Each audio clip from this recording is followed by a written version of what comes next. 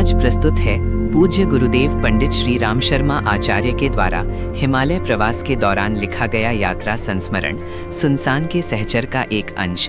ठंडे पहाड़ के गर्म सोते दिन से शरीर को सुन्न कर देने वाले बर्फीले ठंडे पानी से स्नान करते आ रहे थे। किसी प्रकार हिम्मत बांधकर एक तो डुबकी तो लगा लेते थे, पर जाड़े के मारे शरीर को ठीक तरह रगड़ना और उस तरह स्नान करना नहीं बन पड़ रहा था जैसा देह की सफाई की दृष्टि से आवश्यक है। आगे जगन्यनी चट्टी पर पहुंचे तो पहाड़ के ऊपर वाले 3 तप्त कुंडों का पता चला जहां से गर्म पानी निकलता है। ऐसा सुयोग पाकर मल कर स्नान करने की इच्छा प्रबल हो गई। गंगा का पुल पार कर ऊंची चढ़ाई की टेकरी को कई जगह बैठ कर हाफते हाफते पार किया और तप्त कुंडों पर जा पहुंचे। बराबर 3 कुंड थे। एक का पानी इतना गर्म था कि उसमें नहाना तो दूर, हाथ दे सकना भी कठिन था। बताया गया कि यदि चावल दाल की पोटली बांधकर इस कुंड में डाल दी जाए तो वो खिचड़ी कुछ देर में पक जाती है। ये प्रयोग तो हम ना कर सके, पर पास वाले दूसरे कुंड में जिसका पानी सदा गर्म रहता है, खूब मल कर स्नान किया और हफ्तों की अधूरी आकांक्षा पूरी की।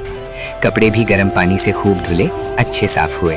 सोचता हूँ कि पहाड़ों पर बर्फ गिरती रहती है और छाती में से झरने वाले झरने सदा बर्फ सा ठंडा जल प्रवाहित ही करते हैं।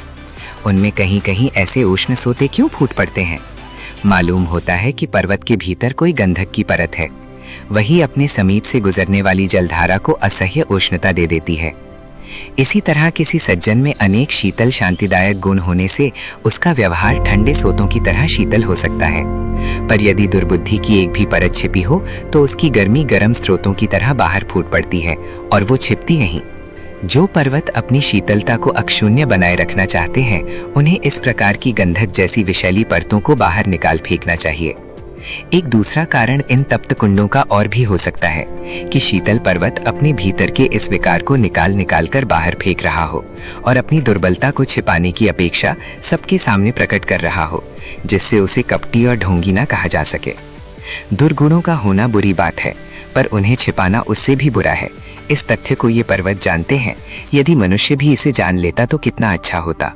ये समझ में आता है कि हमारे जैसे ठंडे स्नान से खिन्न व्यक्तियों की गर्म जल से स्नान कराने की सुविधा और आवश्यकता का ध्यान रखते हुए पर्वत ने अपने भीतर बची थोड़ी गर्मी को बाहर निकाल कर रख दिया हो।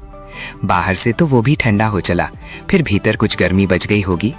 पर्वत सोचता होगा, जब सारा ही ठंडा हो चला तो इस थोड़ी सी गर्मी को बचाकर ही क्या करूंगा, इसे भी क्यों ना जरूरतमंदों को दे डालूं। उस आत्मदानी पर्वत की तरह कोई व्यक्ति भी ऐसे हो सकते हैं जो स्वयं अभावग्रस्त कष्ट साध्य जीवन व्यतीत करते हों और इतने पर भी जो शक्ति बची हो उसे भी जनहित में लगाकर इन तप्त कुंडों का आदर्श उपस्थित करें। इस शीत प्रदेश का वो तप्त कुंड भुलाए नहीं भूलेगा। मेरे जैसे हजारों यात्री उसका गुणगान करते रहेंगे। उसमें त्याग भी तो असाधारण है।